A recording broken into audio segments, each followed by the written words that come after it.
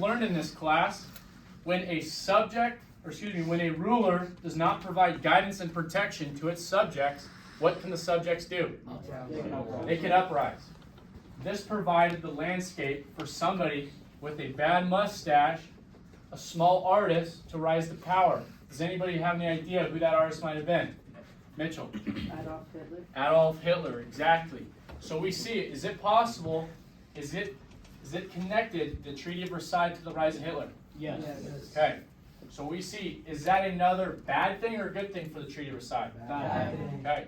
So we see a reoccurring theme as we go through these documents. Do we think the Treaty of Versailles was a bad or a good thing? Bad thing. Bad thing. Okay. So now let's go back to our learning goal. Okay. Do you guys remember we talked about this at the beginning of class? Let's review it. Let's see how we did. Okay. Matthew, will you please read the learning goal to us? By the end of the lesson, students will be able to analyze the Treaty of Versailles to determine if the treaty was an effective settlement to ensure peace and help Europe recover from World War I. Very good. Evan, do you think we were successful in learning that? Yes. Okay. Why do you think we're successful in learning that?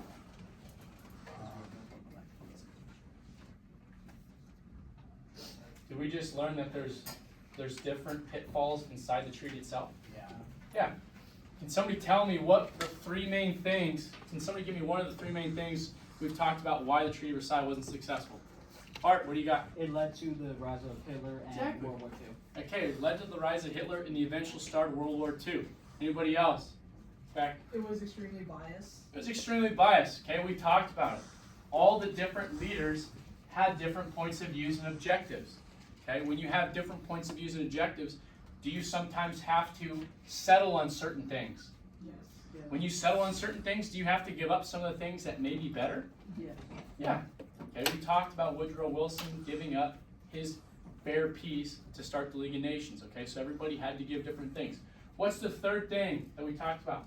We got, Brian? They focused more on punishment than they did on restoring Europe. Exactly. They focused on punishment more in Europe, okay?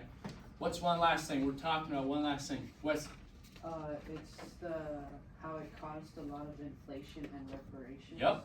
Yep. So we saw in our graphs, okay? By the Allied powers forcing Germany to pay reparations, we saw inflation in Allied countries went down. Okay?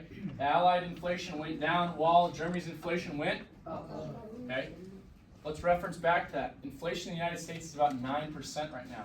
Do our parents complain about the price of things? Yes. Oh, everything's so expensive. Lord knows I like to complain too. Okay? Inflation in Germany was over 160 million % inflated. Okay? Remember we talked about them carrying the wheelbarrows? Okay? Same thing. So this is what we're going to do. Start on class tomorrow, we're going to connect this again. We're going to finish writing the rest of our DBQ introduction paragraph tomorrow. Okay? So tomorrow when we get into class, we're going to use the documents to add on to the thesis statement we wrote to continue explaining why the Treaty of Versailles was not successful. Okay? So class, great job today. Tomorrow, be ready to write the DBQ and be ready to go. Okay? Before we end, let's review one last thing. I forgot to talk about this as we're going. So go back to document 1. I forgot to connect this.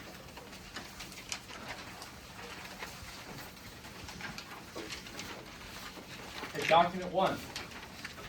I'm not sure, we didn't mention this in our last part. Do we remember what document 1 says? Can somebody tell me what document 1 says? Rachel, what do you have written down about document 1?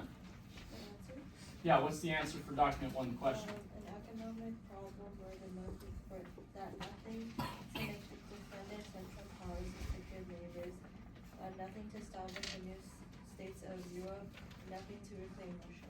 Exactly. Okay, so it says there is nothing to establish new states of Europe.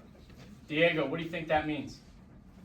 So they didn't have nothing to help them. Help the new what? What did the Treaty of Versailles create? A lot of new.